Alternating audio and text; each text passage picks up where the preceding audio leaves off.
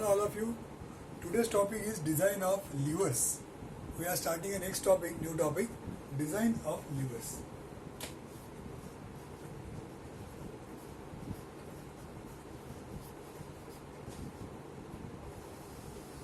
Design of levers. Now, what are we going to learn in this particular topic?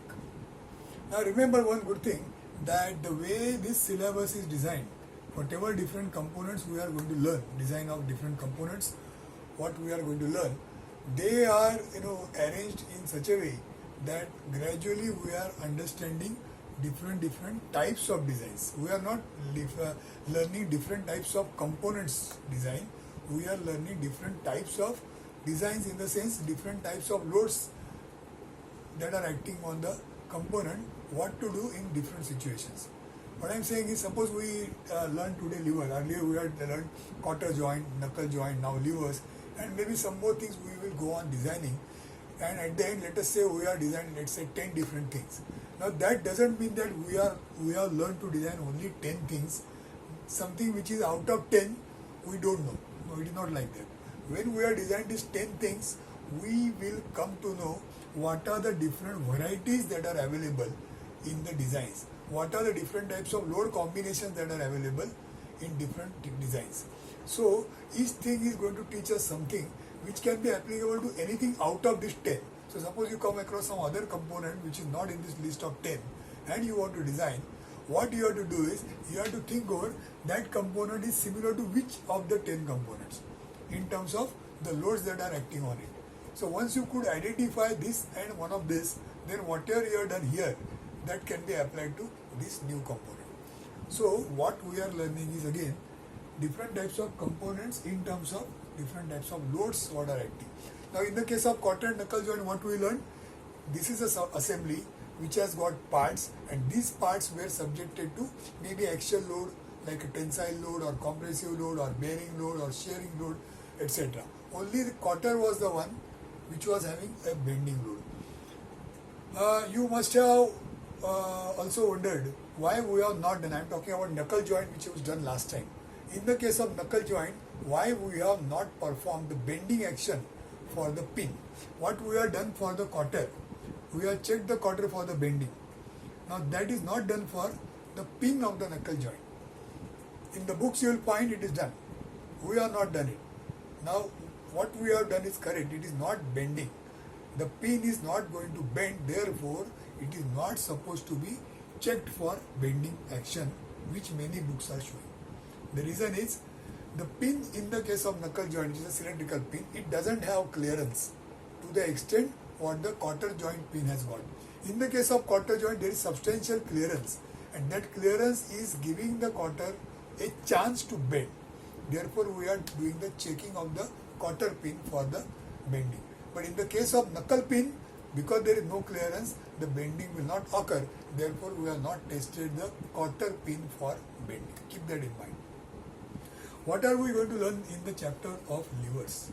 In the case of levers, we are going to learn to design components which are subjected to bending. So mainly levers are parts which will be acted upon by bending. So subjected to, I'll write here, parts subjected to bending. So what we are going to learn is how to design parts which are subjected to bending, and this is an example of that, levers. Now what are levers? You can write down one line definition of levers. Lever is a rigid body. Lever is a rigid body capable of turning about fulcrum. Lever is a rigid body capable of turning about a fulcrum which is a fixed point. Capable of turning about a fulcrum which is a fixed point. So simple, lever is a part, it has to turn, and while turning there is some fixed point about which it turns. So levers are of different types. So next thing is, levers are of three types. Levers are of three types. Okay, they are called as lever of first type,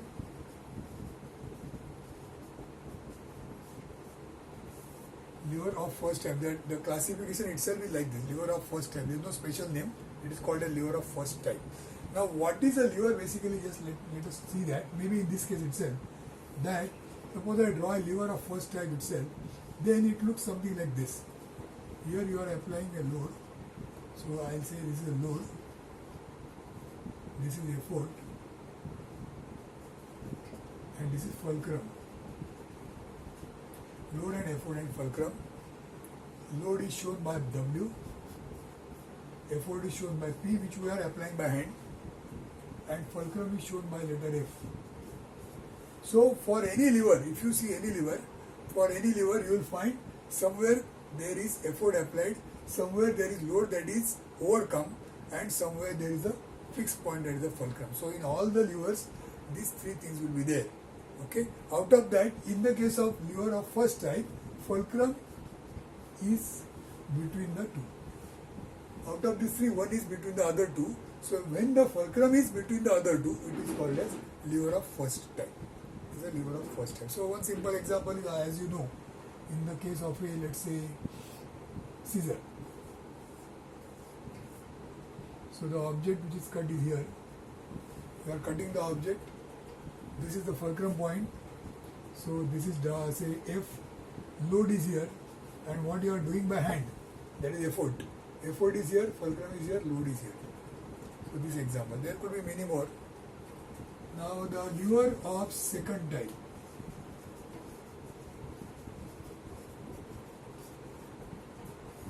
In the case of lever of second type, load will be between the two. Load is between the two, and then maybe the figure is, let's say, something like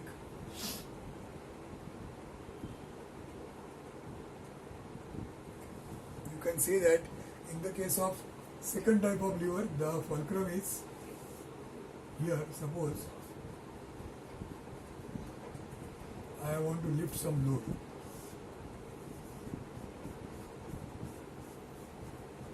Imagine that this is a corner of a cupboard. There is a big box here. This big box you want to shift. Okay? And then you are taking this lever. Maybe here there is a foot. There is a foot. You can say the big box is there. This is a foot, and you want to shift it. So you take a lever like this. This lever is touching to the box here, and here it is a fulcrum fixed point, and then you are applying your effort at this point. So when I am applying effort from this point, what happens is this remains a fixed point, and the load is here, which I am overcoming by effort applied from here. So now the P is here, W is here, and fulcrum is here. So this W is overcome by this P, and then because W is between the other two, this becomes a lever of second type. Then the lever of third type.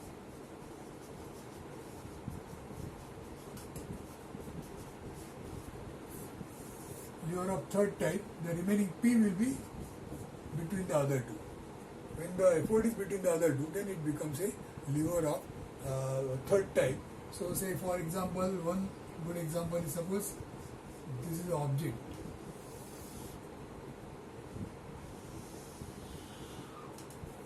Maybe I'll draw this way.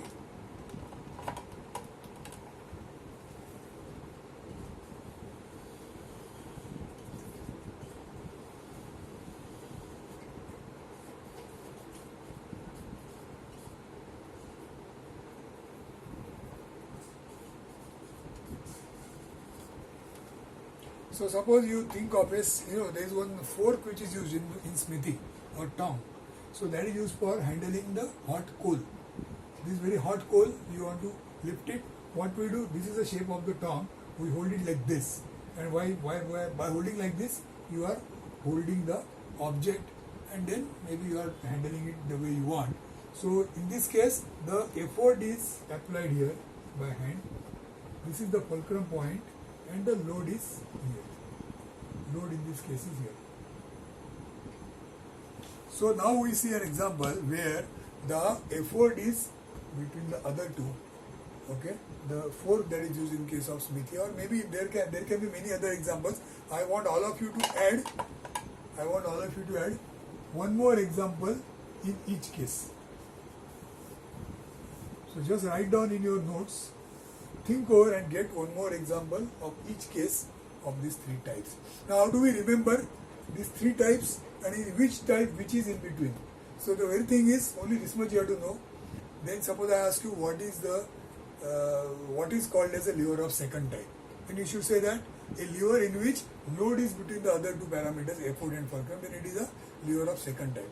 So they are the answers of all this. That means we should remember that in case of first it is this, in case of second it is W, in case of the effort it is P. That if you remember, then that means you have understood the classification.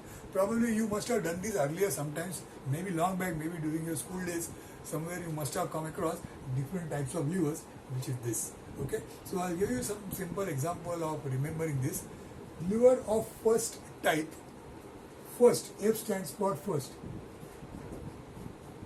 This F itself is first. You can remember like this. Lever of second type, how do you remember? Second means 2.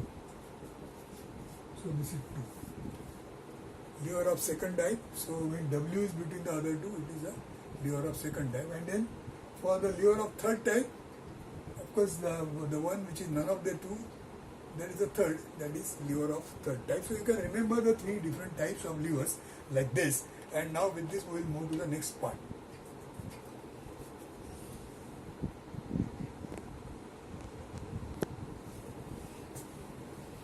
Okay, so we are designing lever, that means what are we exactly going to do? That is the next thing. So take a simple example of the lever of first type. So if this is a lever of first type, which all of you have already seen, then maybe at one place you are applying effort, at other place there is a load which you are overcoming, and then here there is a fulcrum. Correct? So for example, suppose there is some object here. This object you want to lift up. So what we are doing? We are going to apply effort down like this. Because of that, this end will move up, but when it moves up, it is overcoming the load. So at any time, the load acting downwards, the effort is also acting downwards, and then we are overcoming this load by applying the effort. So if you draw a free body diagram, you must have learned what is the meaning of free body diagram. So if you draw the lever, then on this lever, what are the forces acting? Okay, so on this lever, at this point there is a load acting, at this point there is effort acting, and then at this point, is there anything acting on this lever at this point? Is there any force acting at the lever at this point? Think over. Suppose you think that there is nothing acting on this point. So on this lever there are only these two forces acting. Then what will happen? This is a lever and you are applying forces from here and here. What will happen? Lever will move down. If you apply force to any object, the object will start moving. So, and this lever is not going to move anywhere, it is going to remain here only. That means these two forces are opposed by certain force. That is the force which is acting in the opposite direction. So F is the force which is resisting these two forces. That means now we have shown that on this lever there are this many forces acting. Now for designing this particular lever, what are we supposed to know is, we are supposed to know the values of all the three forces that are acting on it. Now in the exercise, probably the data given to you will be such that maybe all the three forces are not given. You may be given maybe two forces, the third force you may have to find out. For that, you are also given a distance A and B. This distance and this distance is given. So now out of all these parameters, you can now see how many parameters are involved here. A is there, B is there, P is there, F is there and W is there. So these are the different parameters that are there which are available, with the help of which you will be able to design the lever. So this is should be a part of maybe data. So you need these things so that you can design. Okay. Now in this probably what can happen is, maybe one of the things is not given. Suppose one of the things is not given, still you can find this out, which is required for design. How do you find out this? You can find this out by equating the moments. Suppose P is not given, other things are given, you are not given this. Then what you will do is, you can say that, you can draw this diagram and then you can say that P plus W is equal to F. Now F and W they are given, so you can find P. So that now finally you know all these things. Suppose, let's say F is not given. Suppose F is not given, then also you can find it out. Okay, so by different ways, see that everything is available to you. Okay. Suppose two things are not given. Can you do it? Suppose this is also not given. So you are given W and then you are given all the distances. Then what will happen is, maybe in that case, these two things are not given. Then what you can say is, you can very well say that P into A is equal to W into B. P into A is equal to W into B, so that now everything is known, only W is not known, so you can find out W. And after you find out W, then you can say P plus W is equal to F, and then you get F. So by some method, although this is a part of data, even if it is not given, you can find this out. Okay. Now after knowing all this, what are you going to do? You are going to design this. What are you going to do? You are going to design means, what you are going to do is, to design means what? What is the in general meaning of design? You are designing means you are making this part.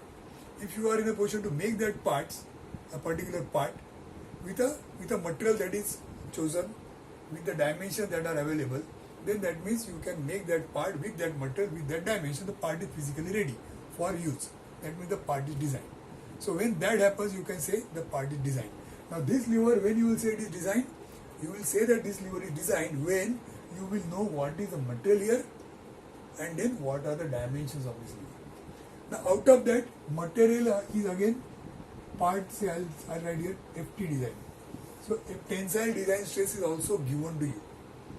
So in the part of data, even FTD is also included in the given information. So you are told what is the material, what is the stress.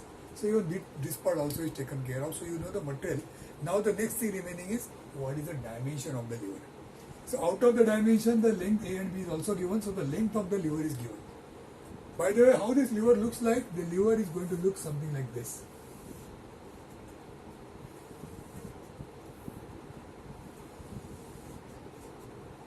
Okay, the lever is just like a rod, plate, something like that. So this is going to be a lever which is used here, and then at one point there is P, at other point there is W, and at this point there is F. At certain distance, A, B, whatever is given. And then the cross section of the lever is this cross section. So if I draw the cross section, only the cross section if I draw, enlarge, I am drawing it larger than what it is just to show. So this is the cross section of the lever, and the dimension of the cross section is B and T. B is the width, T is the thickness, and this is the dimension. That means again, this also is a part of the question. That means you design a lever with these things, with a material of this trace, and the cross section of the lever is B by T. B by T. Maybe you are given B is equal to 4 times T. So even one variable is gone. So instead of two variables, you have to find out just one variable. So there is a lever whose cross section is like this, whose thickness is T and the width is B, which is 4 times T. So you design the lever. So that means what? You are going to find out what in this whole exercise, what you are going to do is you are going to find out T. So what is the thickness of the lever which will do this? Which will do this? So once you find out the thickness, that means you can find out the B also, because it is 4 times. So B by T, that is the cross section of the lever is designed, and the next dimension is the length, which is already given A and B. So this becomes a lever which you are designed after doing whatever the design process is. So after doing this process, this question, the data which is given in the question, you are using this data and finally designing this lever means you are finding out T and B also and getting the size. So now you see how this exercise is. In this exercise, we say we have designed a lever. Now we have designed a lever means we have found out just T, and for our academic use, for our academic purpose, for the way we are learning, the stage at which we are learning the design, at the student stage when we are learning this design, at that time our scope is very, very limited. We are learning the design only to the extent of finding out T. The rest, most of the things are given. In actual practice, suppose you really start working on a design exercise out of academics in the real day life. So that time you will be asked to design a lever where many things are unknown. We have to set up everything. That means what material left to you to decide. It's a variable. This is unknown. Like here only T was unknown. Now along with T, this is also you have to decide. Maybe A and B you have to decide. At the most what will happen is that there will be only this. So design a lever to overcome a load of W. That's all. It's a typical example. Say for example the earlier diagram what I have drawn sometimes back. This is an object. This object you want to lift. So you take one lever, and with this lever you are pushing this lever and doing the work. So here what is given to you? You are given that there is a load W. This W you have to overcome. You decide how to overcome. This is a real life problem. So you decide how much is the distance. What main thing is how much is the effort you can apply. What is the capacity of the person who is applying the effort. So from W, so only one thing is given W, rest everything you have to decide. So once you know W, you first find out what is the effort that is possible. Who is doing this? Is it done by machine or is it done by man? If it is done by man, what type of man? Is it child or adult or what? So that will decide P, which as I said earlier, it depends on ergonomics, which is a place, which is a science where which tells you the different human capacities and capabilities and dimensions. So from there you will get P. So you know W, you know P. Then from this you will find out what could be the leverage that is possible. So you can decide this A and B. Then you will gradually come closer to this type of data. Then you will decide what material is possible. And then once this much is done, then maybe you can think about the cross section. And like that the whole exercise will go. And then after that you will get some such bar which you are going to design here. You are going to use here. See here in this case the section also is decided. Now there could be a case where the section is not like this. There could be a section like this also. Circular section. Find out diameter D to do this particular work. So in that case the design will accordingly vary to the extent of the shape that is given. For our case all the things are given, only find out T.